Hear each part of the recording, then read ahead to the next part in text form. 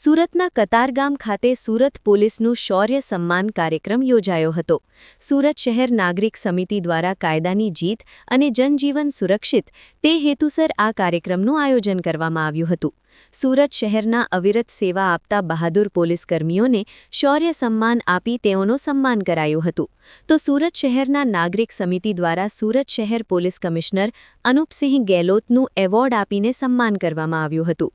તો આ કાર્યક્રમમાં ડીસીપી, એસીપી, પીઆઈ સહિતના ઉચ્ચ અધિકારીઓનું પુષ્પગુચ્છ આપીને સન્માન કરવામાં આવ્યું હતું। નાગરિક સમિતિના કાર્યકરોએ પોલીસ કમિશનરને સમર્પણ અને ઉત્તમ કામગીરીને વંદના તથા સન્માન આપવા વિશેષ કાર્યક્રમનું આયોજન કરવામાં આવ્યું હતું। તો આ પોલીસ શૌર્ય સન્માન કાર્યક્રમમાં મોટી સંખ્યામાં ઉદ્યોગપતિઓ અને સ્થાનિક નગરજનોએ ઉપસ્થિત રહીને પોલીસના વધામણા કર્યા હતા।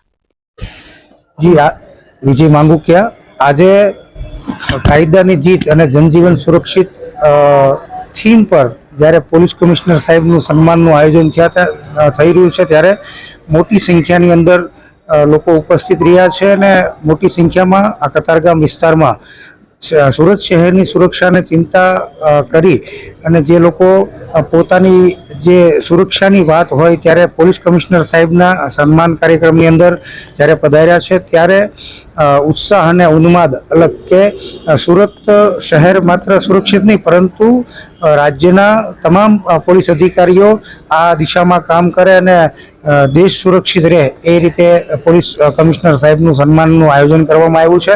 અને પ્રેરણા મળે કે સુરત શહેરના જે ગલી ગલીમાં જે રીતે અસામાજિક અને અનિષ્ટ પ્રવૃત્તિ કરનારા જે લોકો છે એમને મેસેજ પૂરો પડે કે હવે લોકો પણ જાગૃત થઈ ગયા છે અને પોલીસ પણ સતર્ક છે જેથી કરીને સુરતને સુરક્ષિત બનાવી શકે।